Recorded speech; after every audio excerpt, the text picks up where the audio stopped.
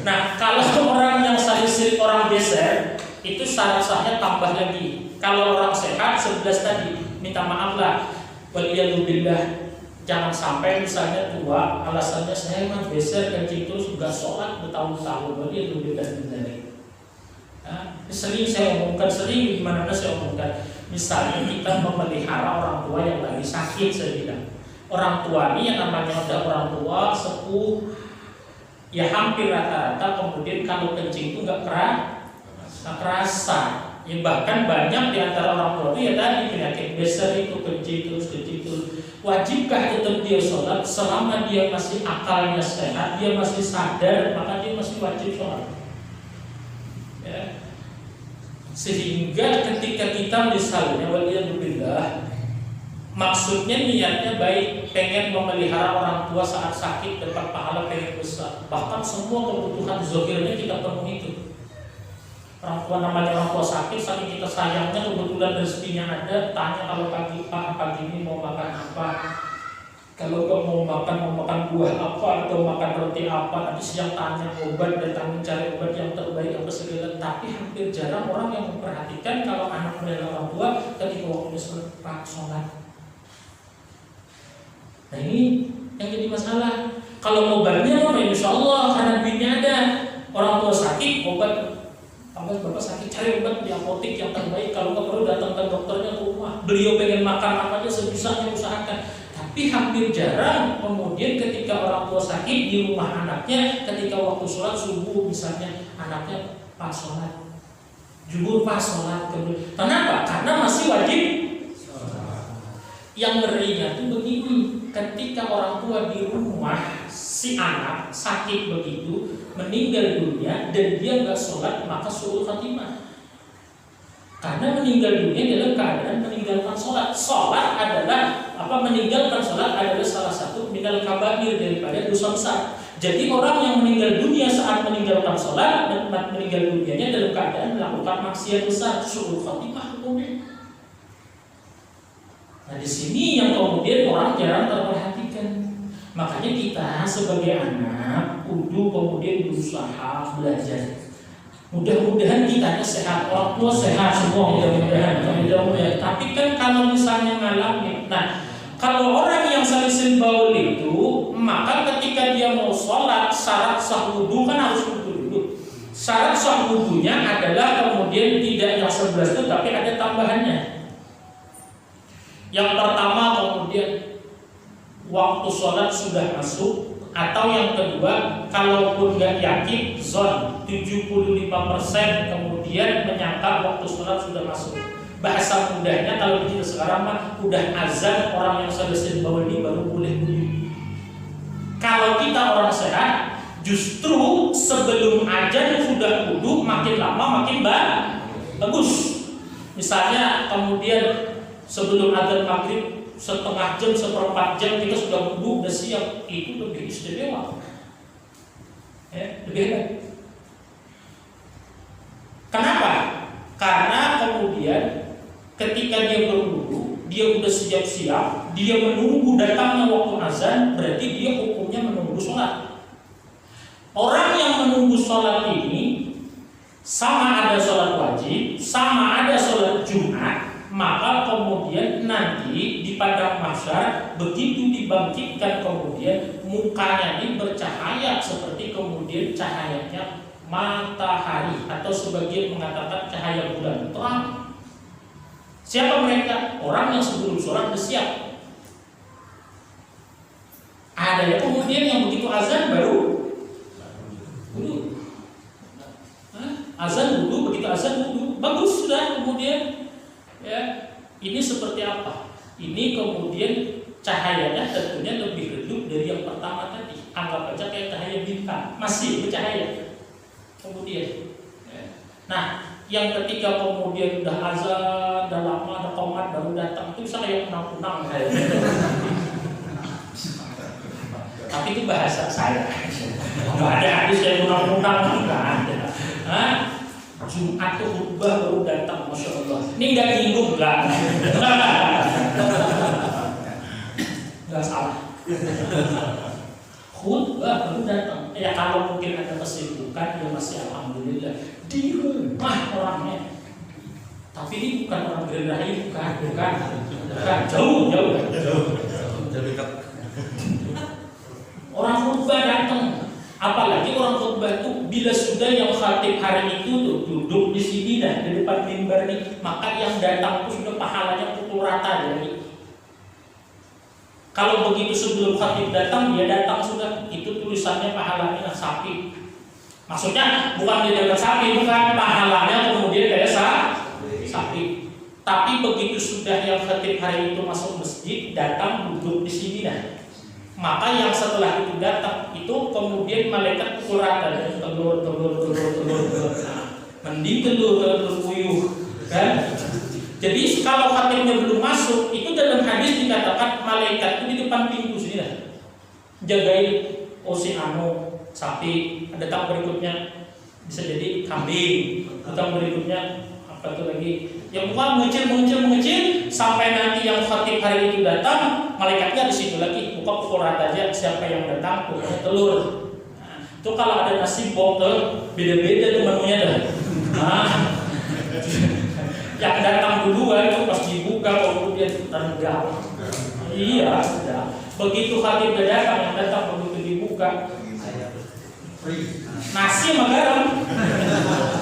Nasi sama garam tulisan situ kemudian.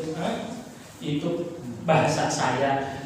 Ya, jadi makin sebelum azan kita sudah siap itu makin bagus. Itu pahala, jangan dikira nggak ada pahala, yang pahalanya makin besar. Tetapi kalau orang beser, justru kalau sebelum azan dia sudah wudunya nggak sah. Karena kalau orang beser itu baru sah dia wudu kalau sudah masuk waktu sholat. Ya anggap aja azan, walaupun belum tentu juga azan itu masuk waktu sholat. Bisa aja di sini zuhur 1:30 kan sudah lewat itu jam berapa masuk azan zuhur misalnya. Nah, jadi kalau misalnya minta maaf ada orang tua beser, maka baru sah wudunya kemudian setelah masuk waktu sholat. Ya. Nah yang kedua zan, kalau udah yakin zan. Yang ketiga kemudian wajib mendahulukan sebelum wudu itu istinja. Bahasa kitanya cebok. Ya kan kita sudah belajar istinja cebok. Kalau kita yang sehat sebelum wudu cebok itu nggak wajib. Selama kita kemudian nggak meyakini nggak ada najis, ya kita kemudian bersih aja nggak ada apa, lalu masuk waktu sholat kita wudu, nggak pakai cebok langsung wudu, tapi sehat bersih nggak apa-apa, masih sah. Ya, tapi kalau misalnya sebelum wudu masuk kamar mandi dulu, maaf ya, bersihkan dulu kemaluan depan, kemaluan belakang, istinja dulu, walaupun nggak merasa ada najis. Lalu wudu, maka dapat pahala sunnah istinja.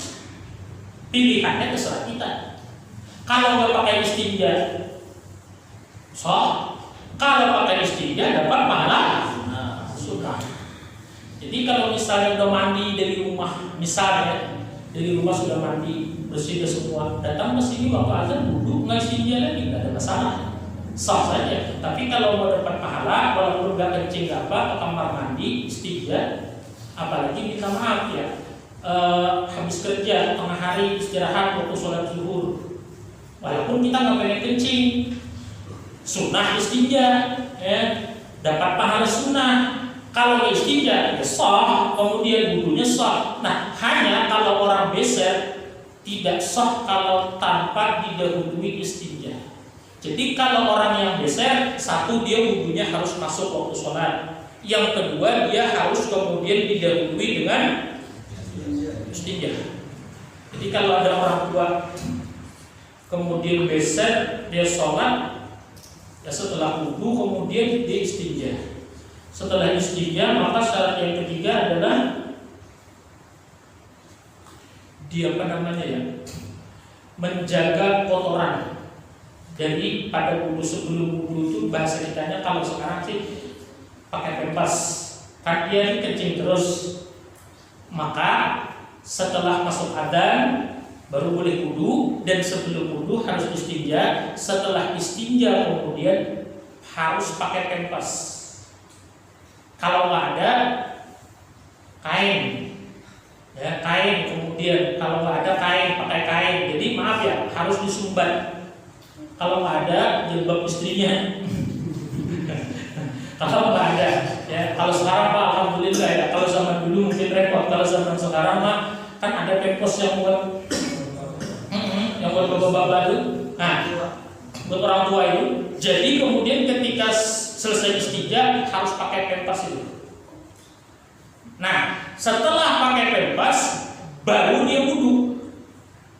Lalu kemudian syarat yang berikutnya, antara istinja dan pakai pempas itu nggak boleh ada waktu jeda, harus langsung. Syarat berikutnya, kalau bisa. Yang berikutnya lagi, setelah wudu dan sholat, antara menjaga kotoran pakai pempas tadi dengan wudu nggak boleh ada jeda.